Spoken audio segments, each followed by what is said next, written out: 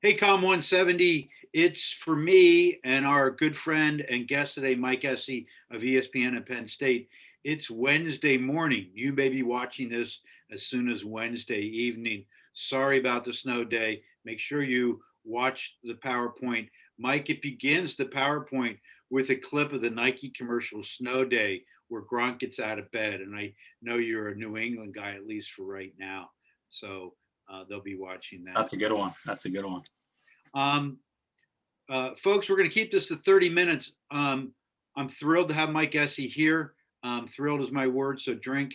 Um, Mike is a college econ grad, one of the best and brightest we've ever had. Mike's a great friend. He's been at MLB.com, Westwood, and has had a great career so far at ESPN as a content producer. We're going to do this a little bit differently. We're going to show some clips that Mike has done featuring Kobe, featuring Tiger, featuring Jalen Rose. So we're going to weave watching those clips and get behind the scenes and how Mike put these pieces together. They're all on Canvas and Module 9 with the link as well. And we'll weave that with Mike's career path. So I'm going to share the screen, Mike. We're going to begin with your piece prior to the NBA All Star Game. What year would that be? I think that was 2018. Okay. Sounds right. Okay. Do you want to give this a quick setup? Sure. Yeah. So, 2018 All-Star Game. It was the first year that they got rid of East and West, the All-Star Game by conference, and it was the first year that they were doing a draft. It did a draft already at this point. So, pretty much my role here was Sports Center, First Take, The Jump. Our shows across the platform need something to get it into their conversations regarding the All-Star Game.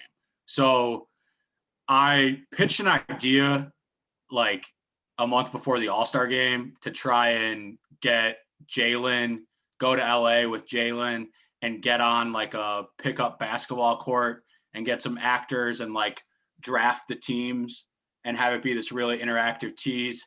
That was shot down due to budgetary concerns, which is always a good challenge because you have an idea and then the idea changes and now you have to modify in some capacity.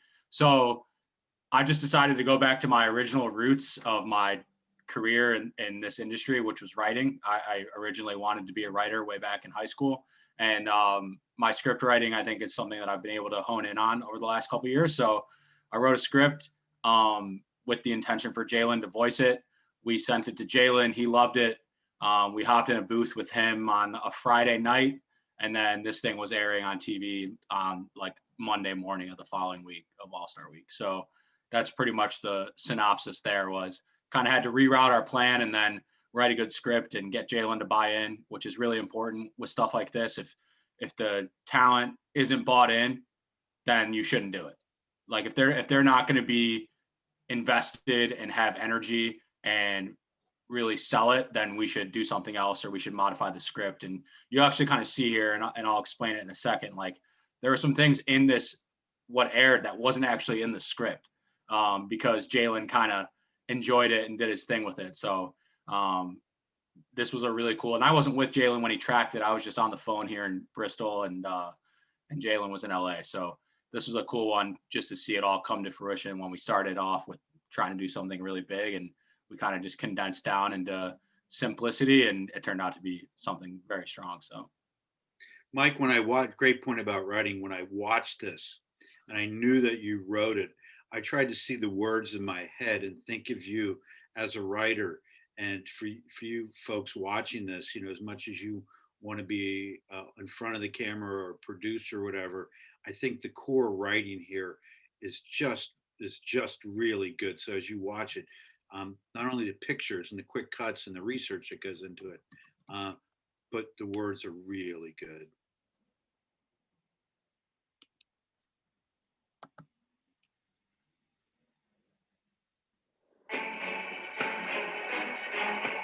This ain't about East and West. It's Bron's best five versus Steph's best five. That's right. We're going back to the essence of the streets for some good old-fashioned pickup ball. Where you can go with this or you can go with that. I like that. That unwritten rule. Well, you don't pick your competition. The King and Uncle Drew back at it. KD and Russ, from jawing to balling. The best trash talkers on one team with this guy on the other side. On something to go home. Right, go home. Like I said, we're taking you back. Broken ankle. A splash of threes. Straight up face. In this game, nobody is safe. This is how basketball was meant to be. Who got next? So I think the coolest part about that for me was, first of all, I mean, I was 3 years into my career at ESPN at this point. And I mean, I'm from outside of Detroit. I grew up a diehard Michigan fan, which is ironic because I went to Penn State. But like Jalen Rose is my guy. Like I've been a Jalen Rose fan since, my dad told me about the Fab Five. And, just being able to work on a project with him was really cool. And the coolest part about this was the line in there where he says, I like that. That was him reacting to the line that I wrote. That wasn't in the script. And when I heard that, when he tracked it, I was like, oh yeah, we're definitely putting that in. Like, it was just funny, and it kind of personalized Jalen a little bit. And I thought it made it seem a lot less formal and just like Jalen was just talking about pickup basketball. So, yeah, like there was a lot that went into that one all the way around, and a ton of just digging and research and archiving, which I can get into in a second. But like the biggest thing for that one, which I think is concurrent with a lot of my experiences with ESPN, is I got to work with people on these projects that I never thought I would work with. I mean, Jalen Rose is reading what I wrote, and I was 25. So that was just a really cool experience all the way around, just to be able to kind of lead this project. This was probably the second or third project at the time that I led kind of by myself and kind of got to do my own thing. So it was really cool to continue to get comfortable doing that. Can you list, and folks make a list here, can you list, Mike, everything you did for that? You, in addition to being the writer? Yeah. So the thing that ESPN does that I think is really awesome is you're in control of everything. Like, so I wrote this, I had to get all the video, which I'll get into in a second. I edited this, I sound designed it. The only thing I didn't do, which we rely on our edit team for, is like color correction, the name graphic off the top, and then some like sound mixing and stuff like that. Sound design. What's sound design? Sound design. So sound design is effectively the audio that goes with the video in terms of the action. So if Giannis is going to throw down a big dunk, what's the sound that goes with that? It obviously dunk nats, but if you really listen to that, you'll hear some sound effects, like some drone sound effects, some impact sound effects and stuff like that you'll layer down underneath the audio. And then when it gets mixed down and edit, it all kind of comes together to be one pretty smooth layer of audio. We have sound designers. So on bigger pieces like documentaries and E60 features, and I've had the sound designers work on my pieces too, depending on the turnaround time. But they're audio editors, and their sole job is to make the audio experience better, whether that's by mixing, sound effects. There's a couple other pieces that I have that are good examples of it. But it's things that you don't really think about, right? It's like there's one person and their sole responsibility is the audio. But in this experience, I kind of had to do it all. So really the process is come up with the idea, write the script. I show the script to my managers. They kind of green light it. We did make some tweaks. Like what I wrote obviously wasn't perfect. We made some tweaks along the way. It's the same thing as having like a copy editor pretty much. And then from there, I just looked for it. I couldn't find it, but and I can send it, Mike, if I find it. But you script it out. So I have a script, and then in in the script, I make notes like, all right, so here I want to put some street ball footage. And here I want to show LeBron and Kyrie when they were on the Cavs. And here I want to show last year's All-Star game when KD and Russ jawed back and forth. And here I want to show the best trash talkers, which are Draymond, Russ, Joel Embiid, right? So scripting it all out and figuring out what you want. In this case, what I thought was going to be a big part of this piece was the street ball footage, the actual footage of people playing street ball. And we went on YouTube and just scoured YouTube and tried to find videos of NBA players playing in the street. And we found Giannis in Greece.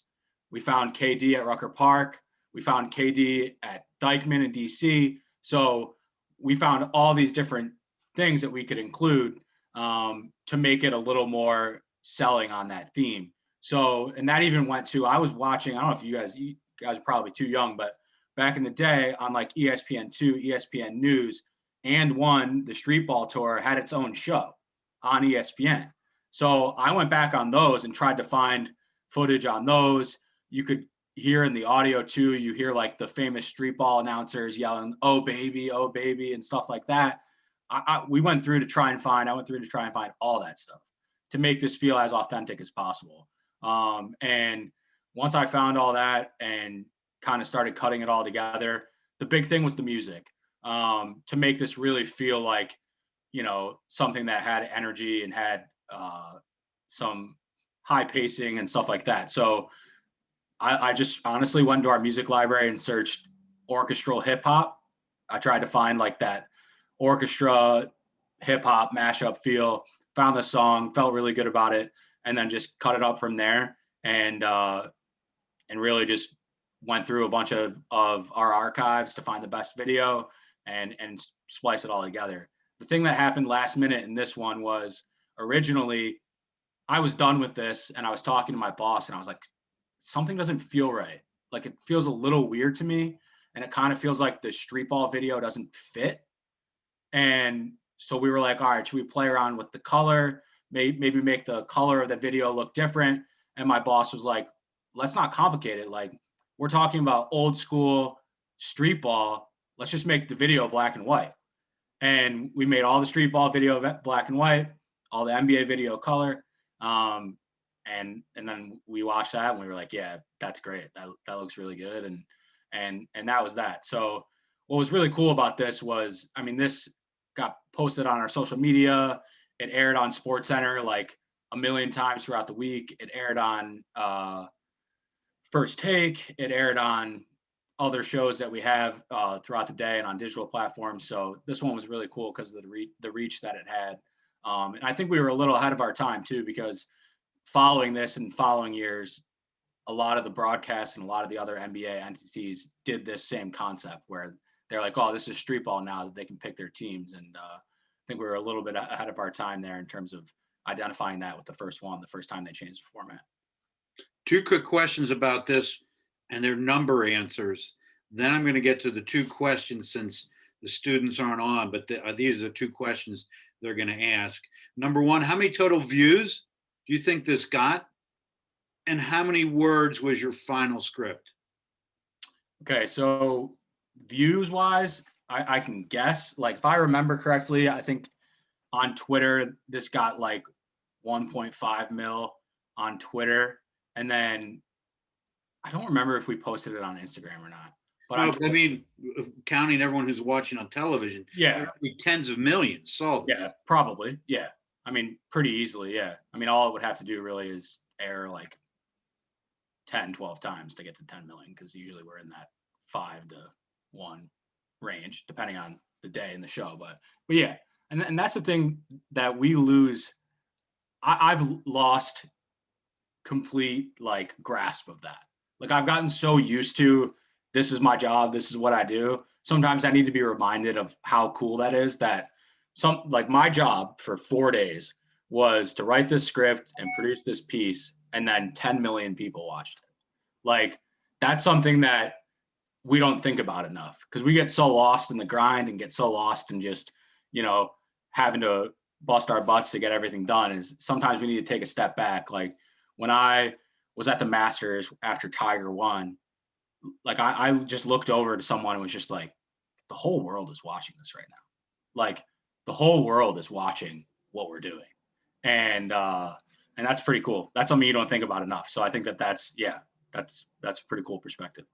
And then in terms of the words, I couldn't tell you, like the one thing I could tell you is that what Jalen read was not the entire script. We probably took like 5 or 6 lines out, which I think is important when you write scripts like this, because you really only get one shot at tracking with talent, because they're going to be so busy, and you just don't want to be you don't want to be annoying. Like, hey, can we get back in the booth and track this? So we always overwrite. So I probably had like, I don't know, like 16 lines, let's say, and probably only went with like 12 of them, but I can track down the script and send it to you. But yeah, like you always overwrite when you're tracking. It's easier to delete something than it is to add, especially in TV. So we wrote a lot of lines, and as much as Jalen loved that one line, there was another line where he just straight up said, like, I'm not reading that. So we didn't include that one. But that's the thing, is like you want to write as much as you can. You want to find what the talent is passionate about, and then lean on that in terms of what you include and what you don't. Okay, that's great. You mentioned Tiger, so we'll show that as the next clip. But I'm going to ask 2 questions rather than go over your whole career trajectory.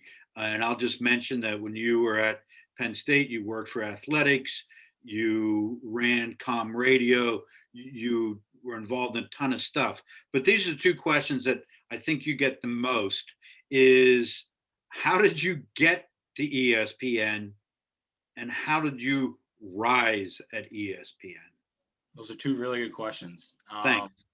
The first one, so to give you some backstory here. So I started applying for internships after my freshman year of college, and I applied to every ESPN internship, summer internship that was posted after my freshman year, after my sophomore year, and after my junior year. I didn't have any connections or anything. I was just applying, and I didn't get anything back other than the automated, like, thanks for applying. I didn't even get a denial, which means I wasn't even getting a look. And so then senior year, I was in CCR, and we had a guest speaker. Center County Report. Yep, Center County Report, which is one of the offerings in the College of Comm, really was the starting point of my TV career, which it was incredible to what I'm doing now. We had a guest speaker. His name was Judson Birch, who's a senior coordinating producer here at ESPN. And he was taking us through, what he does, and was watching us for the day and stuff like that. And he was describing his job and the jobs of the people that work for him. And I was just like, that's what I want to do. Like, that sounds amazing. He was just like, yeah, you can get paid to watch sports. And I'm like, yeah, I'd love to do that. That's like literally exactly what I'm trying to do. I'll do anything. So after that, I heeded the advice of everyone in the college, which was, you need a network. And so I sent Judd an email after the session and was like, hey, thanks for coming. I'd love to talk more about my career. I'm sure you're on your way out of town, so maybe we can catch up next week. And he was like, well, I don't leave until, later today. So do you have time at like 3:00? And I was like, yeah. So we went back to the CCR studio. We went in one of the offices, and we were just talking, and he was giving me some advice. And this was in October. And I was like, yeah, just like, next time an ESPN spot is open, let me know. I'll apply for it. So I applied to the job the next time it opened in December. Reached out to Judson. I didn't hear anything from December to April. I was like, here we go again. Like, I'm going to be like 0 for 5 lifetime applying at ESPN. And then like 3 weeks before graduation, I got a phone interview. The week of graduation, the week after graduation, I flew to Bristol and did an on-campus interview and got the job, and started 2 weeks later. And the rest was history there. So the learning point there is, you got to network. You got to network. I believe my resume was really good in college. I just didn't know anybody. And there's give me 3 short ways why your resume was good. Because the the networking got you to the door, and then your resume got you inside. Well, I mean, I had, just because of what was offered to me at Penn State, I had unbelievable practical experience before I even had my first real job. So whether that was working with Penn State athletics, whether that was working with comm radio and getting like real management experience as a 20-year-old college student, or working for Mike with the College of Comm, being able to grow my resume in different ways. I didn't just have one thing. I had radio, I had TV, I had strategic communication / writing with Penn State athletics. I had office management and alumni relations with Mike. And then my 2 internships were huge, which I got because of all of those things, with Westwood One radio in New York City, and then with MLB Advanced Media, MLB.com in New York City as well. So I thought I had a really well-rounded resume and had a lot of things on there that could tell you I've done a lot of things and could do a lot of different things. And really by the time senior year came around, I was feeling really good because through Westwood One, I had freelance produced in a lot of different spots for them. Monday Night Football, NCAA tournament, the Masters. So I felt like I had a professional resume before I even graduated school. Sorry, Mike, let's stop there, and we'll answer the question on the back side of this. I'm going to show the Tiger clip. Then you can talk about your rise. You can talk about how you rose at ESPN. No, let's do this. I'll show the Tiger clip. Tell us how you produced that. Talk about your rise at ESPN, and then we'll go from there. How's that? Cool. I want to interface this with videos. Yeah. So you want to give us a setup for Tiger? Sure. So I would say I like to call this one, I think this was my coming out party as a producer. Reason being was I love golf. Golf's my favorite sport. And it's something that I've always, it's not loading for you. It's something that I've always wanted to do. And so I just asked, I was just like, hey, I'd love to produce something golf related. And they were like, okay, I was coming off of, this was probably the next piece or a couple pieces later after the All-Star game one. And I say it was my coming out party just because it was a big deal. It was Tiger Woods at the Masters and it's on our air and all that stuff. So what I wanted to do here was I wanted to take you inside Tiger and his relationship with Augusta National, just a place that he's dominated and a place that he really made his mark in his career. And this was kind of, Tiger hadn't came back. He hadn't won the Tour Championship yet. He hadn't won the Masters yet. So he was still this was the first year that he was supposed to be healthy. And so I wanted to take people back through, just his relationship with the course. And I wanted to do it in a unique way that showed as little golf as possible. That was kind of the idea here, was to not show much golf and just to simply show you Tiger Woods and his relationship with the most hallowed place in golf. And that's what we try to do. That's a great liner, folks. I like that. We're going to watch it differently now, Michael, since you shared that line. I just learned a bunch there.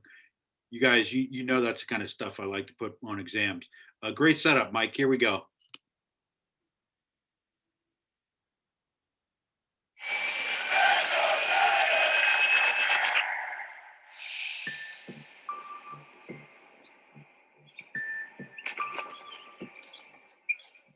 I just love playing Augusta National.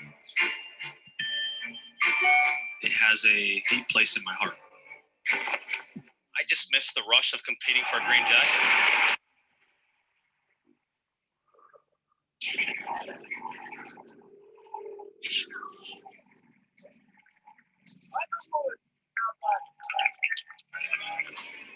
My whole goal is to beat you.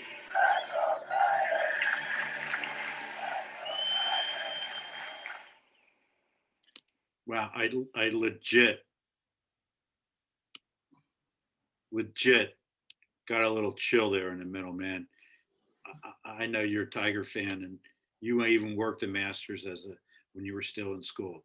Yeah. Tell us more about the piece and things you did with it.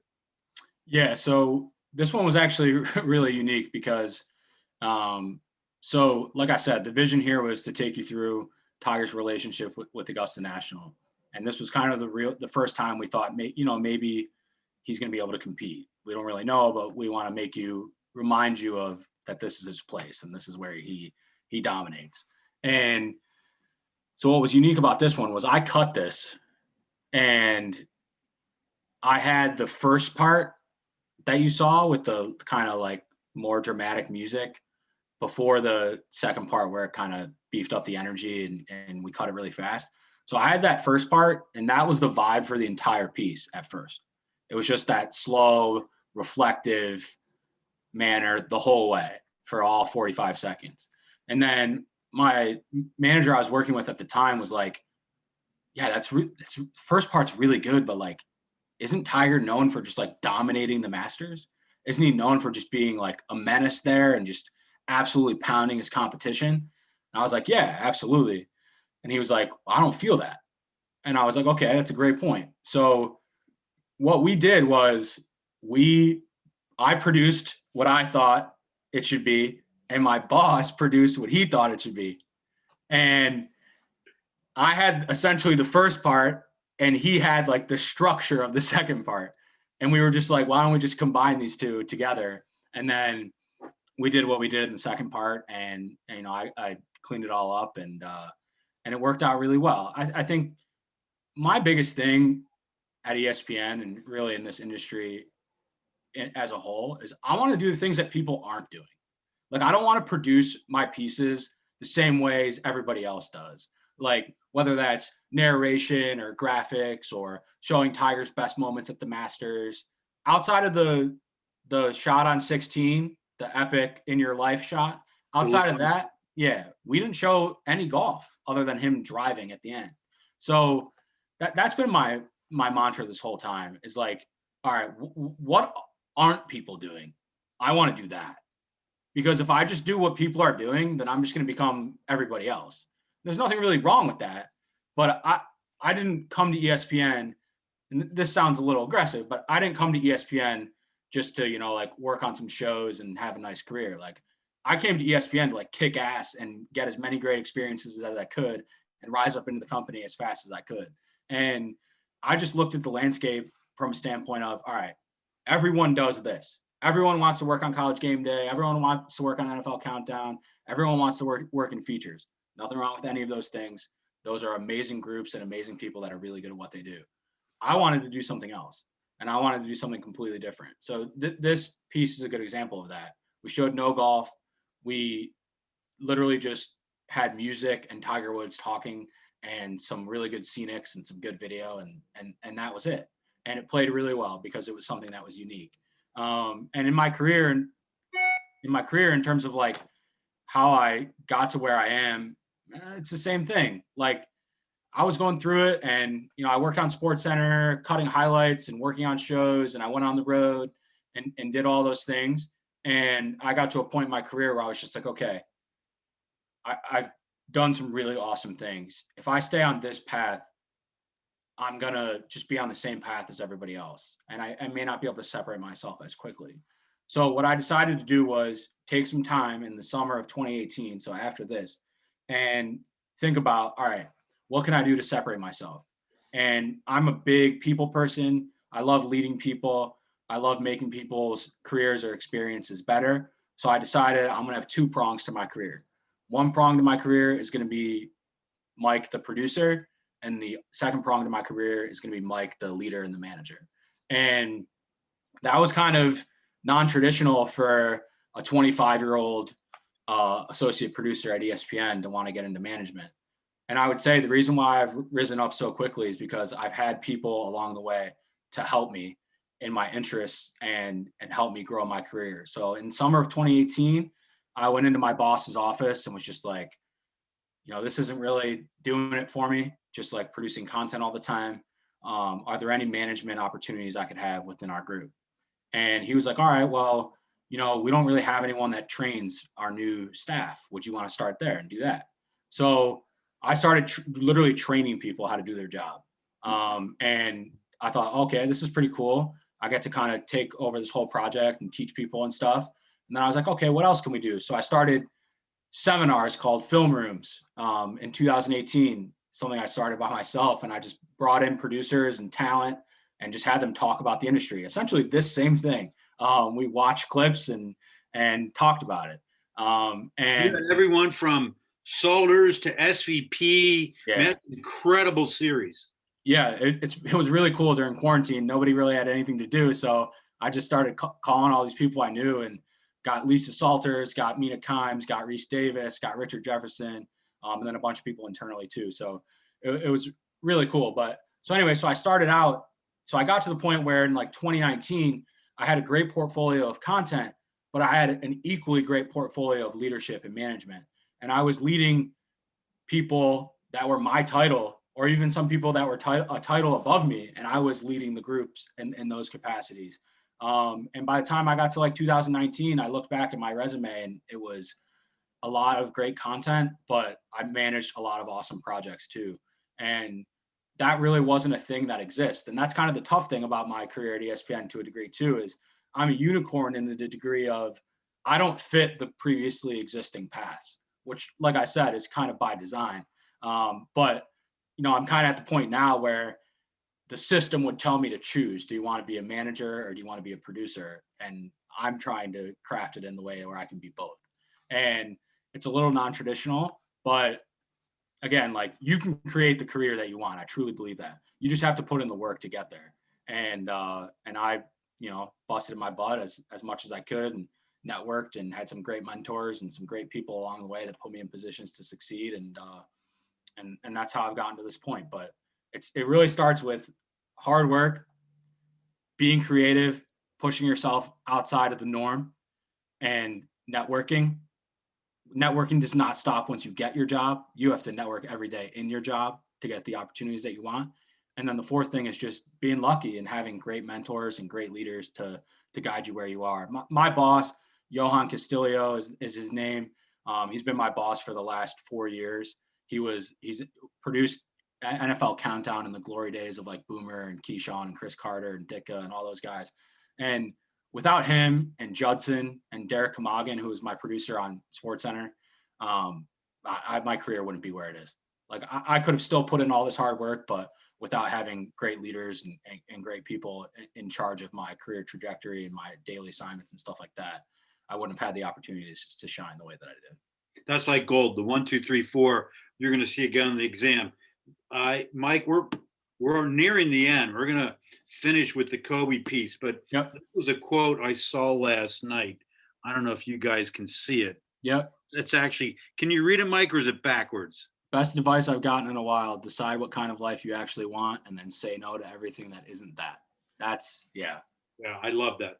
That's exactly what you're talking about. Yep. Okay, we're going to go in. Mike, this is great stuff. I know we didn't do the standard career trajectory, but I've learned a ton. I mean, it's, you're one of my favorite people all the time. I mean, Mike and I just talked for an hour and a half last week, just catching up on things. Yep. Networking turns into friendship, and now a lot of my learning I'm getting from Mike. So let's go on to, we're going to finish with the Kobe piece, which is, it's incredible. It was a year ago. Can you do a setup and then do a quick breakdown, and we'll try to keep this around 30. Sure. So I was off that day that Kobe passed away. I was downstairs in my living room. I was getting ready to crack a beer and watch the Pro Bowl. And then you check your phone and you find out that something really terrible has happened. And so I immediately went upstairs and got dressed. I kind of been through scenarios like this before. When like Arnold Palmer passed away and Muhammad Ali passed away. So I've kind of experienced the all hands on deck. And so I just drove to work. No one told me what I was doing or anything like that. I just drove to work and was like, all right, I know that there's going to be things to do here. And when I first got in, they said, hey, you're cutting the obit. And I was like, what? Like the obit is like the, 10-minute, here's Kobe Bryant's life. And I was like, no, I'm not. It's like someone else is going to cut that. And then they brought in like some big dogs from Features, and they cut that. So they were like, okay, we need a show. We need something to open the show. And I was like, okay. So it was like 5:00, and I was like, all right, so I'll just try and find something from the archives that epitomizes who Kobe is.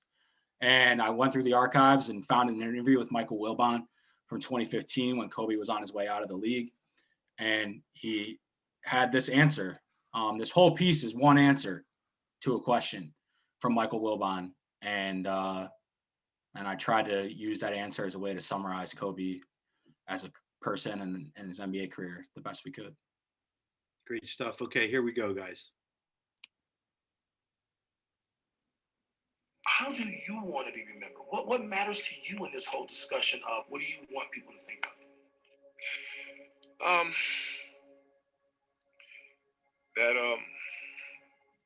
It's I've always said that I wanted to be remembered as a player that didn't waste a moment.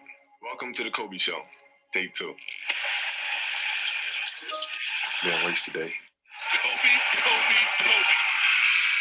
And I felt extremely blessed by the God-given talent. But at the same time, I didn't take it for granted at all. So if I could be remembered as a person that was born with a lot of talent, but did everything he could to try to overachieve and lived every day as if he was the 12th guy on the bench, I think that's a very powerful message to have, and something that hopefully the players that are now, players that will come later, choose to embody as well.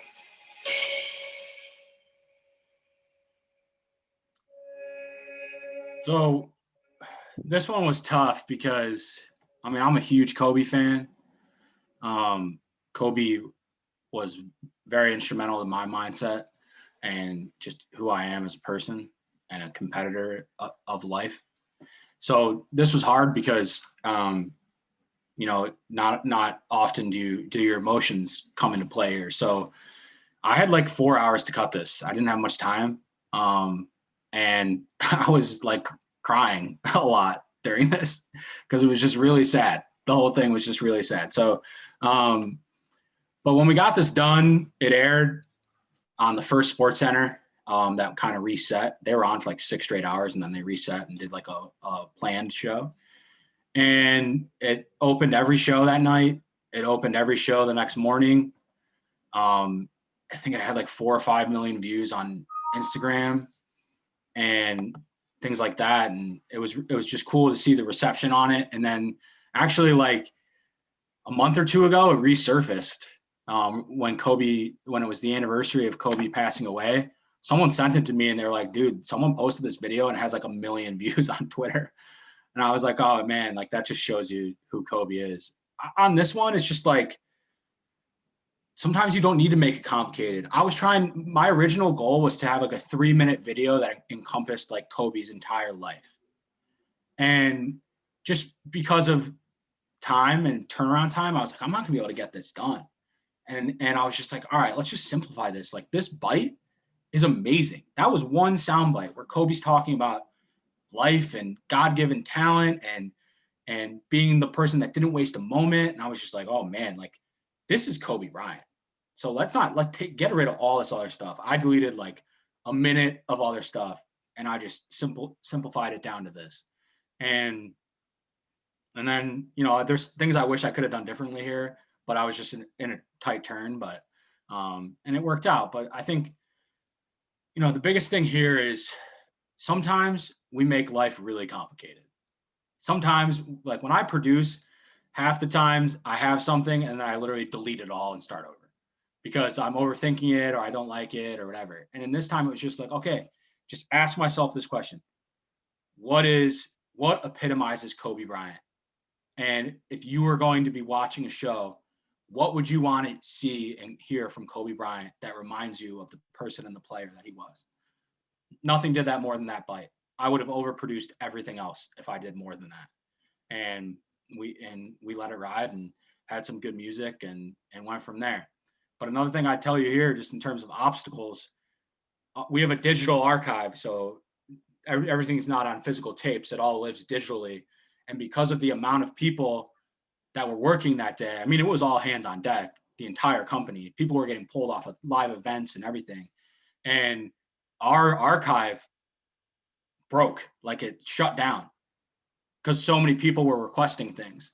So I produced, like, I originally couldn't get the Kobe audio on down into the server because of our archive being backed up. So I played the audio on my laptop, recorded it with my phone, and then put it down on the timeline. And I just had it there until like this aired at, like, I think 9:00, and I had it there till like 8:40 until the archive fixed itself and we actually got it. So this was just a super stressful edit, but something that I'll never forget, because I didn't see this air at first because I was busy making all the changes. And then one of my friends sent me a link and was like, dude, you got to tell whoever produced this Kobe thing that just aired on SportsCenter that was amazing, man. And I'm just like, yeah, that was me. And so that it's just cool. Like, a bunch of people send me this one, and I don't really like taking credit for it because I didn't do anything. I just found a bite that epitomized one of the greatest basketball players of all time and let him do the talking. So, but yeah, it was a tough one because it's the only time in my job where emotions ever came into play. I was just like working really slow because I was just super emotional, and sometimes you just got to box that out and get the job done. So, Wow, that's a great finish, Mike. Can't thank you enough. This flew by. I know we went just a little long. Um, uh, Great stuff. These are amazing stories. Some of them are new to me. Thanks so much for doing this, Mike. We'll talk to you soon. yeah, absolutely, guys. Hey, you have a great resource in Mike Poorman. He helped me a ton in my career along the way, and he will help you guys. And when it comes to networking, you got to put in the work. So if you put in the work and you put in the effort to develop these relationships, people like Mike can help you along the way and make your career and your experience much better. So use him as a resource. He's been instrumental to my career, and I'm lucky to call him a mentor and a friend. Appreciate it, guys. Thank you. Thanks, Mike. I don't like the part about me, but I never thought it this way. It's working your net. It's work. Yeah. Good leave behind. Thanks, buddy. Take care.